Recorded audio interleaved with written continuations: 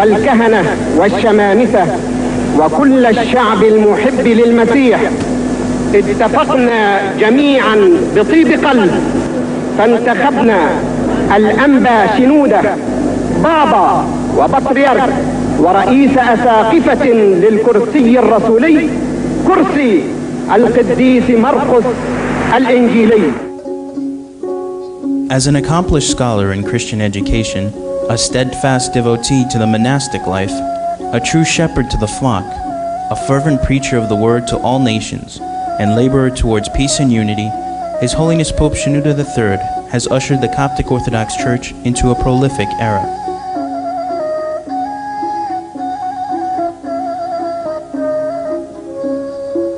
A man of God his entire life, His Holiness Pope Shenouda III had a profound love for God and the Church from a very early age. By the age of 16, he was active in the Sunday school movement and later founded the youth meetings of the Coptic Orthodox Church. When His Holiness graduated from Cairo University, he joined the Coptic Orthodox Seminary and upon graduation joined the faculty of the seminary. In 1954, His Holiness chose the solitude of the Egyptian desert and the angelic life of monasticism over life in the world. As a monk and later a monk priest, Father Antonios El Soriani became a hermit and lived in a cave for a period of 6 years.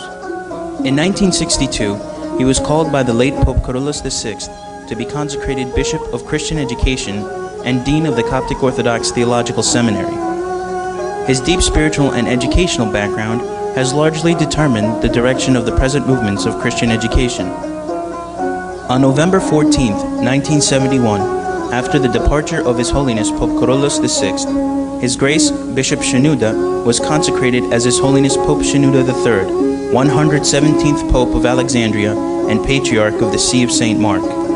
A profound theologian, a gifted preacher, a talented author, and a spiritual father, His Holiness Pope Shenouda III is indeed a chosen vessel of our Lord.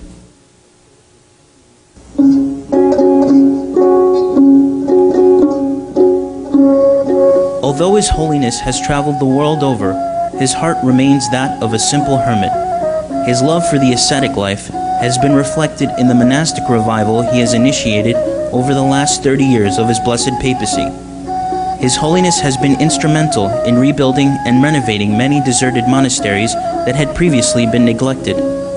His papacy gave birth to 8 monasteries outside of Egypt, located on 4 continents: Africa, Australia, Europe, and North America. His Holiness's zeal for the ascetic life has inspired many within the Church to answer the call to consecrate their lives and serve God through the monastic life. His Holiness has also given special attention to the ministry of women in the Coptic Church. Thousands of female servants teach catechism in Sunday school, youth meetings, and family meetings.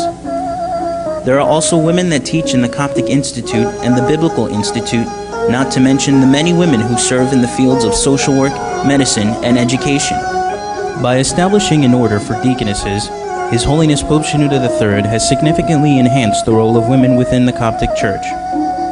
His Holiness commented on the importance of women in the Church, saying, "We want girls and women to give their lives to God to serve the Church. Lay people not only accept the special service of deaconesses and consecrated girls, but also respect it and need it."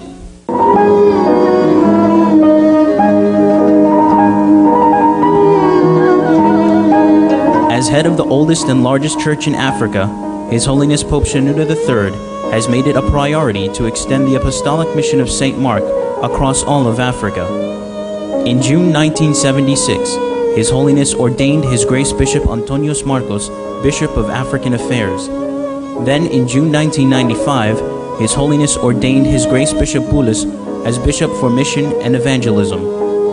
Both of their graces have tirelessly trekked the African continent, bringing all to the light of Jesus Christ. Their service has borne fruit in the form of thousands of converts to the Lord. And while the African missions have flourished under the guidance of His Holiness, His love for Christ has also brought great strides in introducing the gospel to South America, the Caribbean, and Europe. Blessed are the peacemakers, for they shall be called the sons of God.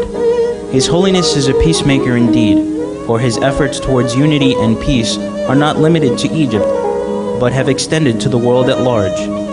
Pope Shenouda has met with various world leaders throughout the years in order to further peace and to construct what he refers to as bridges of love. On many occasions, His Holiness has spoken out advocating for the weak and called on all to act with a spirit of cooperation and unity. In recognition of His Holiness's international efforts, on November 16, 2000, His Holiness was presented with the UNESCO Prize for the promotion of tolerance and nonviolence.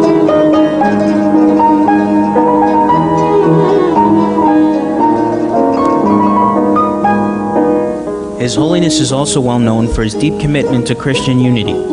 In all his ecumenical endeavors, he has stood out as a great Christian leader who can be described as the Saint Athanasius of the 20th century.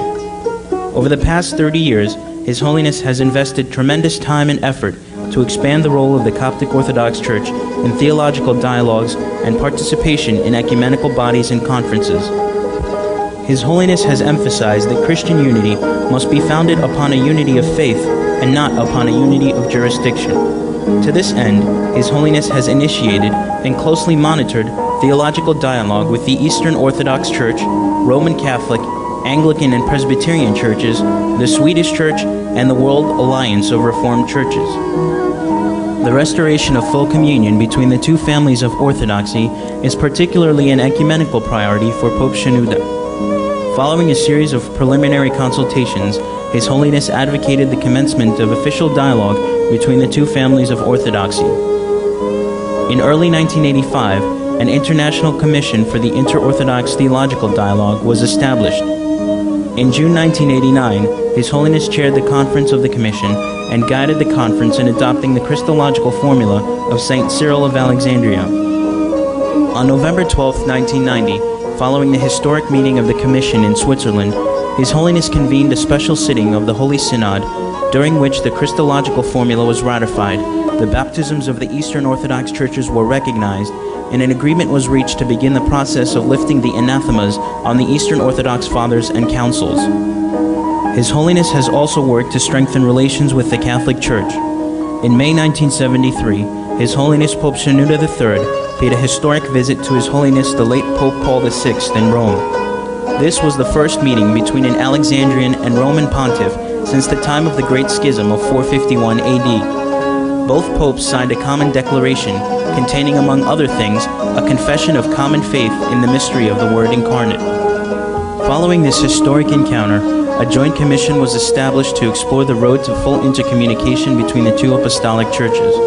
The efforts of the commission produced an agreed statement on Christology, which was signed by Pope Shenouda on the 12th of February 1988. His Holiness has also included the Anglican Church in his ecumenical efforts. In October 1987, His Holiness and the former Archbishop of Canterbury, the Most Reverend Dr. Robert Runcie, signed the first ever declaration between the leaders of the Coptic Orthodox and Anglican churches expressing mutual commitment towards full unity. In March 1990, His Holiness chaired the meeting of the Oriental Orthodox Anglican Forum and stated that all dialogue should be based on biblical teachings. Fostering amicable relations with other churches has been of great significance to His Holiness. His ecumenical work is much too extensive to comprehensively discuss here. Pope Shenouda has not only worked for unity with individual churches, but has also taken leadership roles in various international ecumenical organizations. He has given particular attention to the Coptic Church's involvement in the Middle East Council of Churches and the All-Africa Conference of Churches.